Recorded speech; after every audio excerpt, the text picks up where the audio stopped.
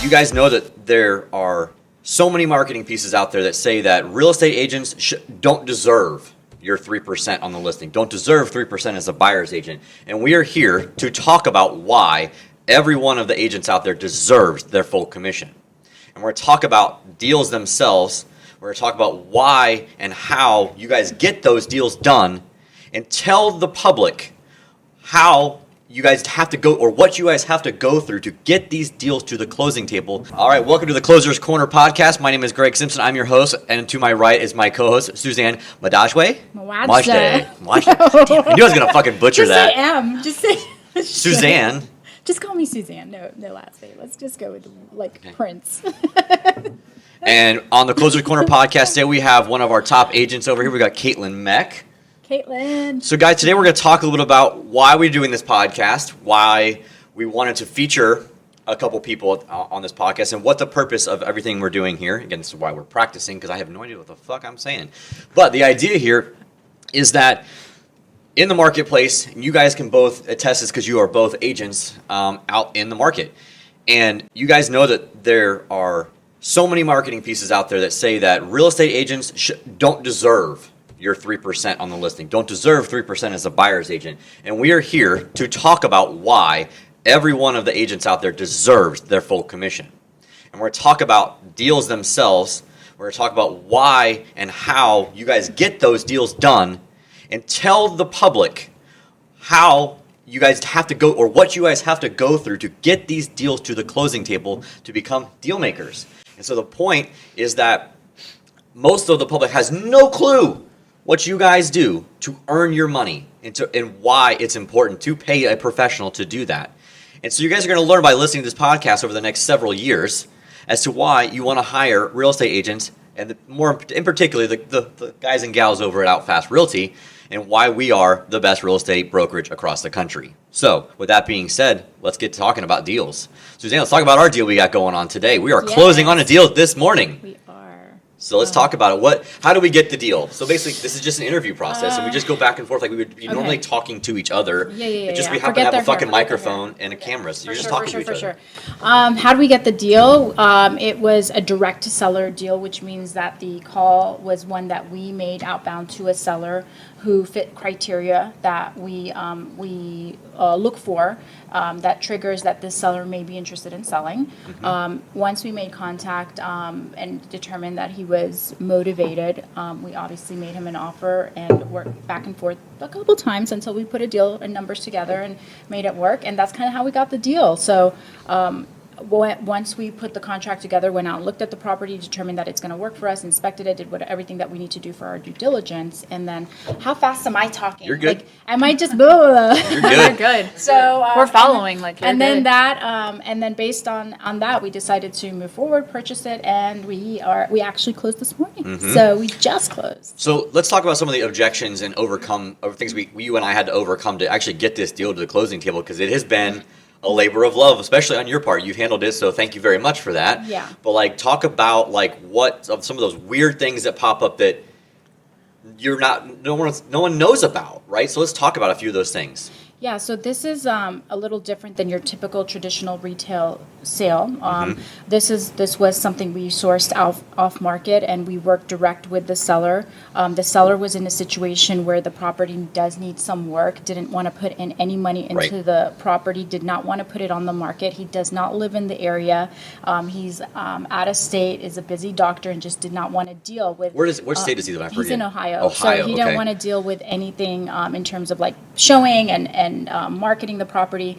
So he was interested in doing something off market. He actually, once the conversation started with a number that he had in his mind, and after back and forth, we decided on a number that worked for us and for him. So he was happy with that at the end, because he didn't have to do anything, even cleaning it out. We're even going to clean out this property for him. So lots of clean out. So that's the plus.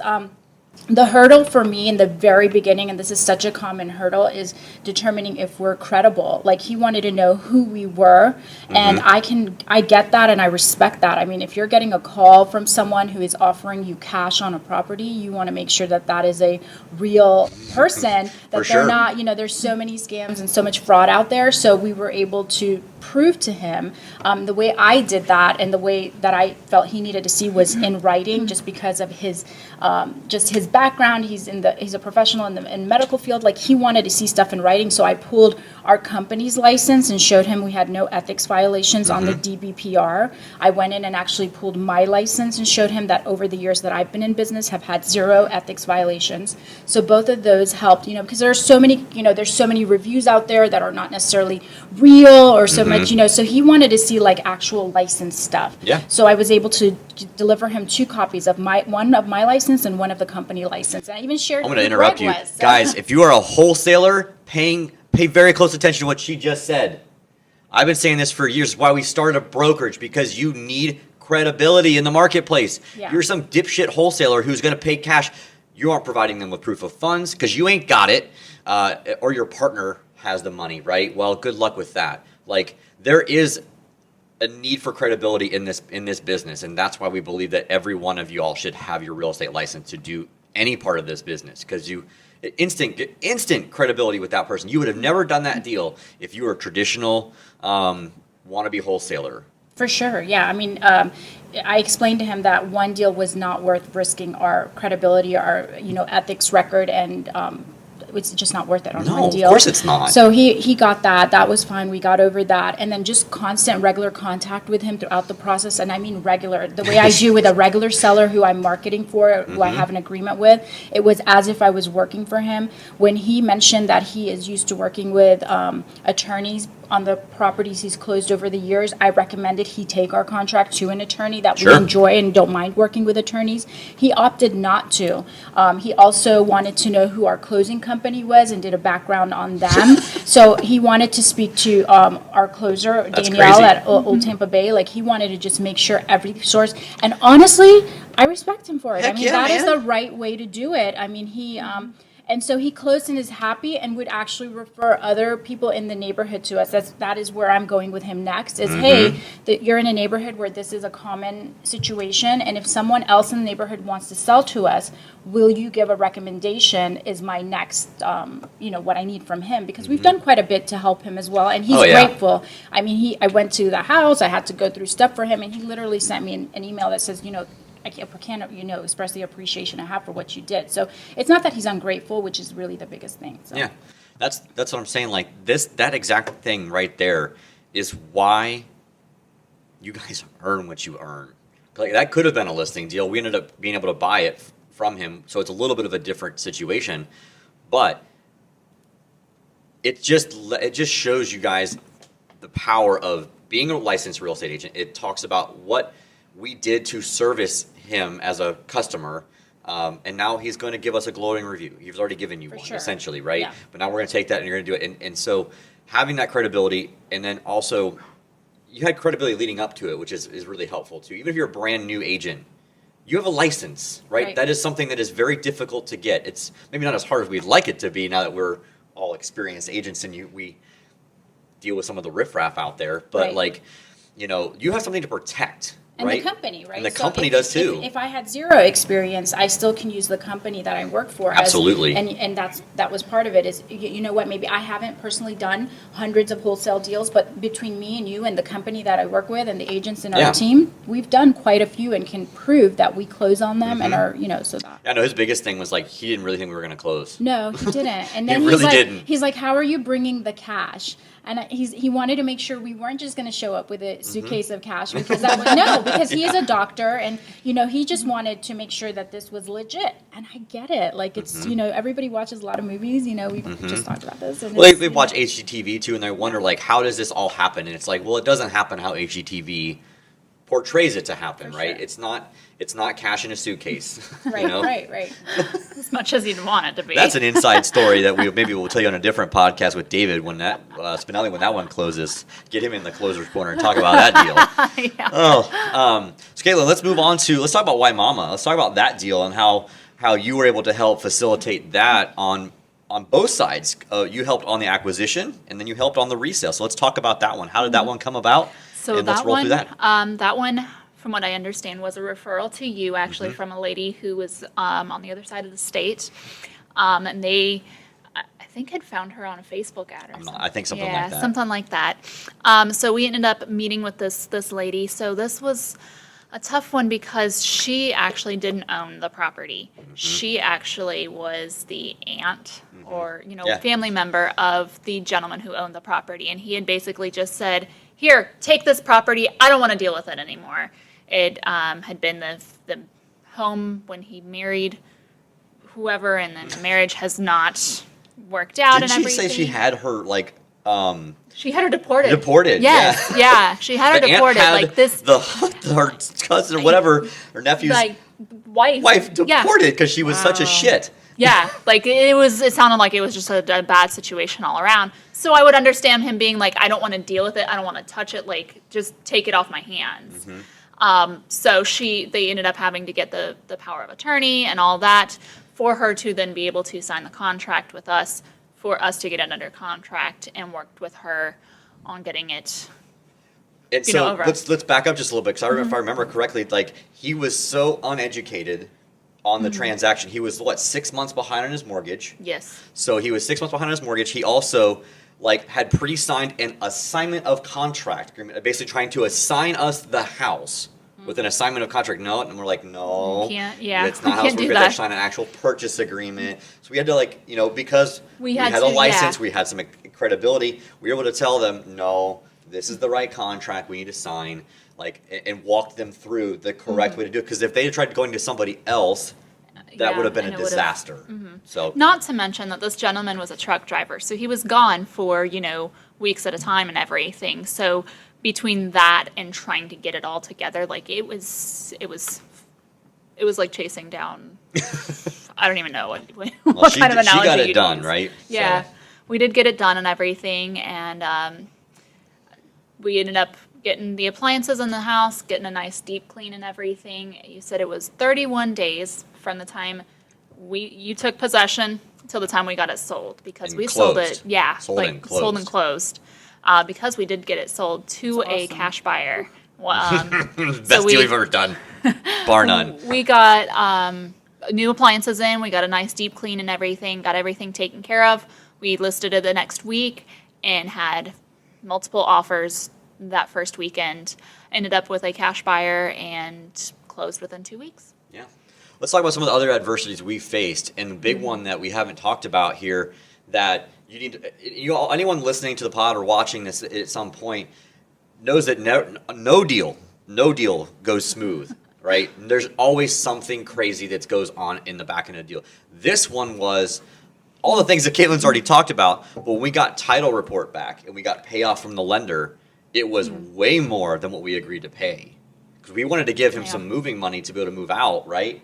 Well, unfortunately, his loan balance with penalties and everything back penalties and everything with the bank, we ended up having to not be able to give anything because we ended up paying, $10,000 more than we had under contract, yeah. something like that. So we literally took $10,000 out of our own pocket just to make sure that he didn't lose the house and get a foreclosure on his credit. His credit was already pretty much shot, but at least he doesn't have to wait however long it is to buy a house now, going through short sale or whatever, a foreclosure. yeah. So that was a huge obstacle.